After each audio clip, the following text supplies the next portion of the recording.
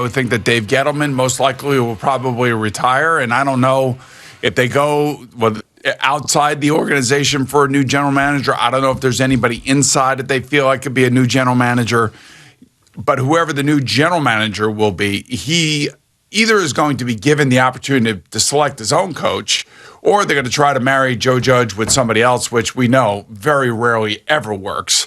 So I would just say that I feel you, man. I hear what you're saying, and I can't disagree with you in any way, shape, or form. And I just think that after yesterday's performance, it is going to be a bloodletting at the end of the year once again for the New York Giants, which is really unfortunate because, you hate talking about guys' jobs, especially when there's time left on their contracts. There's time left in this season.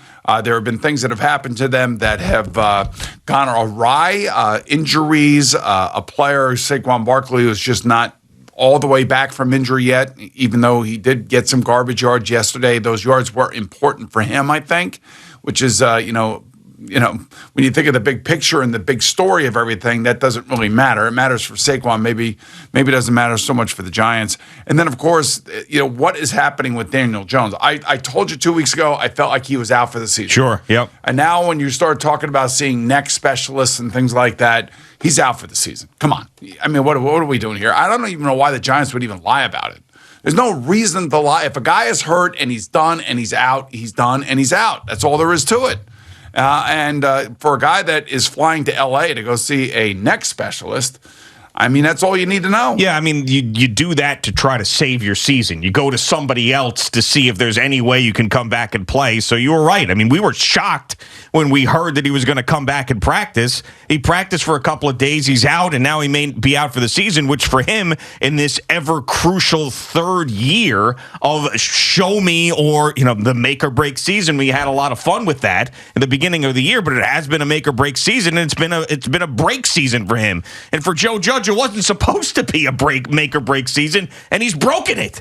I mean, you had to be one of the worst teams in football to be on the hot seat if you were Joe Judge this year. He had built up enough equity, even in a 6-10 season last year, where everybody believed he was the right guy. I remember John Mara at the end of the season was just extolling all the virtues of Joe Judge, and we've got the right guy. I know we've got the right guy. You had to massively screw it up in year 2 to be in this position, and he's done just that. Well, Giant fans are very loud. They are very pointed in their criticisms and their assessments of where their team is.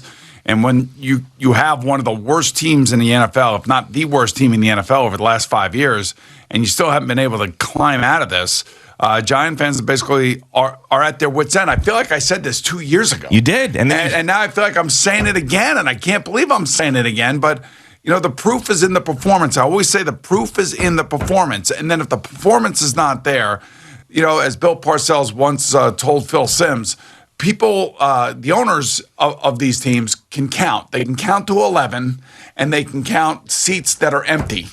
And the Giant fan, again, already 2 years into this, and listening to some of the explanations from their head coach, are throwing their hands up again. Yep. Going, and now the question is, do we want to start all over again? And how are we going to start all over again? And now who's going to come in and pick these very valuable draft picks? And are we going to be able to trade these draft picks? And by the way, we keep talking about Russell Wilson and Aaron Rodgers possibly.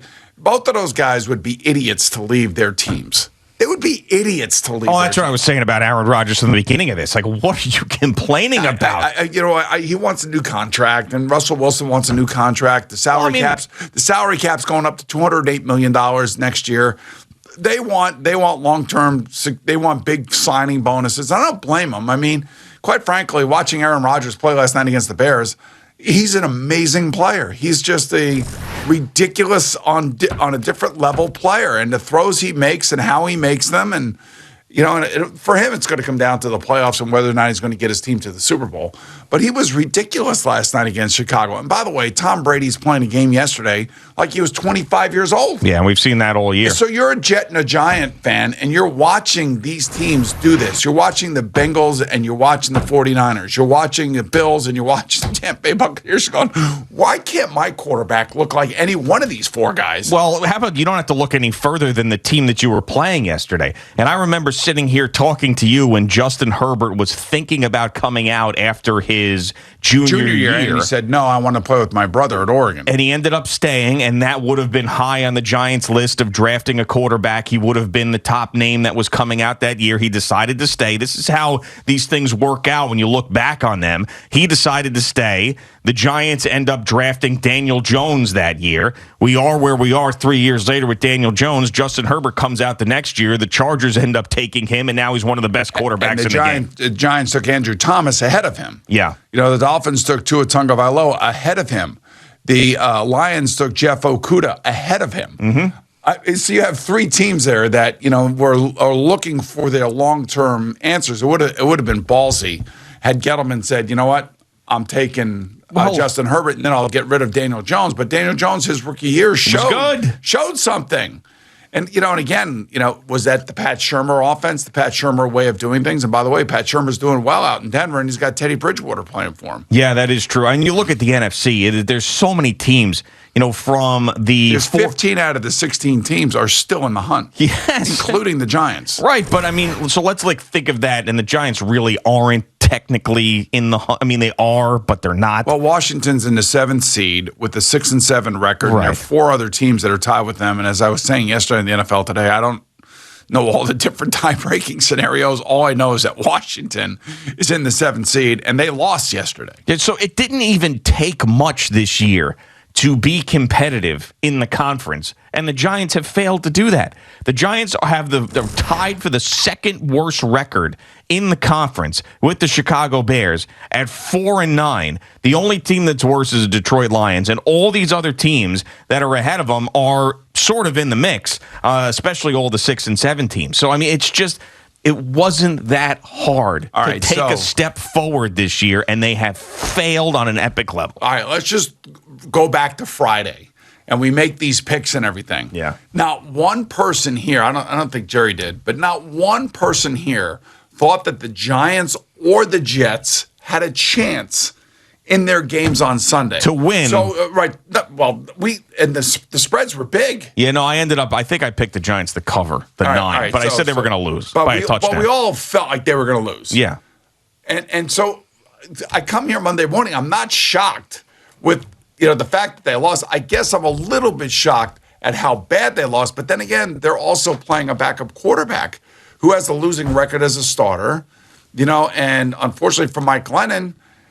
It's just this is not who the Giants are supposed to be. They're not supposed to be his team. But you remember last year, the Giants lost 10 games, but they were in every single game that they played. Well, it's because of their defense. Yeah. And a couple games where, Daniel Jones played well enough where you thought, okay, maybe he could be the long-term solution. But, if you look at some of these losses, like they lost to the Cowboys, this is last year.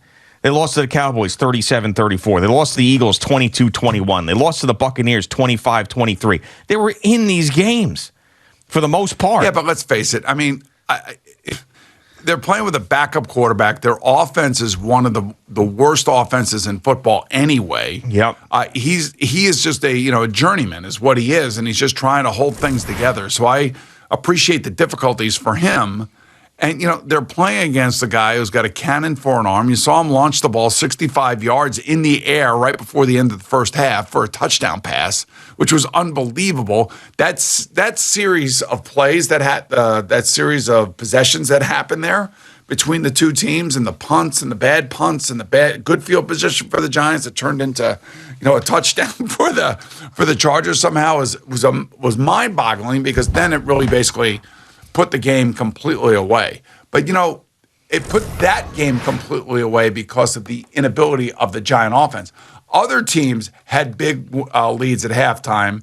And the Bucs and the Browns both had huge leads at Dallas, halftime. too. And Dallas. And all those other three teams fought their ass off to get back into the games. That's right. And also, I would say that San Francisco over the Cincinnati Bengals, because the Bengals scored, I think, 14 points in the fourth quarter, and then, of course, had the first field goal in overtime. But then they end up losing to a George Kittle is the best tight end in football right now. Sure, he's ridiculous. But I don't know. To go back to the Jets and Giants, because that's what we're going to end up talking about mainly this morning.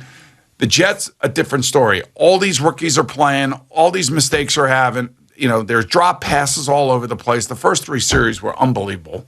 I mean, Ty Johnson took ownership after the game. But, I remember this as a player. If I played bad, I always wanted to say that I played bad. It was, I have to get better. I have to do this. And it's really, it's true. I mean, you feel awful about the whole situation. But a couple of those balls could have been a little bit more accurately thrown. They were either on the back shoulder or just a little bit behind him. And that's, again, goes back to the accuracy of Zach Wilson. So I couldn't watch this whole game. So I have to try to figure out exactly what Zach is doing. But I did. Phil and I watched probably about 8 or 9 of his passes. And a couple times he had his feet set and he just misfired. Yeah, it's some sort of yip situation. It has to be. And then there are a couple times where he throws the ball on his tippy toes. Now, if John Beck is teaching him to do that, then you got to get rid of John Beck. I mean, you brought in basically a babysitter. Yeah. And why I haven't seen improved play from the kid just from a fundamental standpoint. I still think the kid is immature and he's got a long way to grow into being a New York quarterback. And hopefully all of these scars that he is getting right now is going to help him in the long run, because that's the only thing that I could hope for if you're a Jet fan or if you're the guy who picked him, Joe Douglas. You got to sit here and say, wait a minute now, this kid is supposed to be better than this. He was making these throws. We brought in his private quarterback coach after he got hurt, and it hasn't gotten better. Now, they may say it has gotten better, and maybe they see something internally that I don't see. But what I see here is still a guy that is shaky, inaccurate, and when he is out of the pocket, I mean, everything has got to be like Brett Favre-esque. There was one Brett Favre, for God's sake. Yeah. And he was a special player, and he was a maniac on the field. That's not who this kid is, although he does possess the arm strength of an Aaron Rodgers, of Brett Favre. I can see all of that.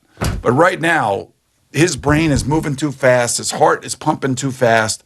And he is playing way too fast. And he is just off and nervous and inaccurate and unsure of himself, which I would say is mostly normal for rookie quarterbacks. Not everybody can be Justin Herbert or Joe Burrow and do what they did, or Ben Roethlisberger do what he did when he was a rookie. Yeah. So you got to pray and you got to hope that next year he comes back and he's going to be a much more alpha male. He's going to be a true leader. He's going to be a tough guy like Josh Allen is. And Josh Allen hasn't had a great season. He said, I think by standards and expectations, it's been an up and down season, but I think a lot of that is because Brian Daboll, their offensive coordinator, is not even attempting to try to run the ball with anybody else other than Josh Allen, which is insane in this NFL season and in this league. That's how guys get hurt.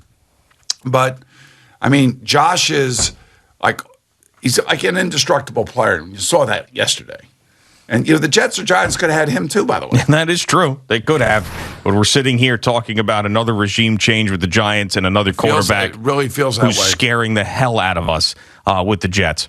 Thank you for watching. Please like, comment, and subscribe. And don't forget to hit the red bell so you're notified when we have new content.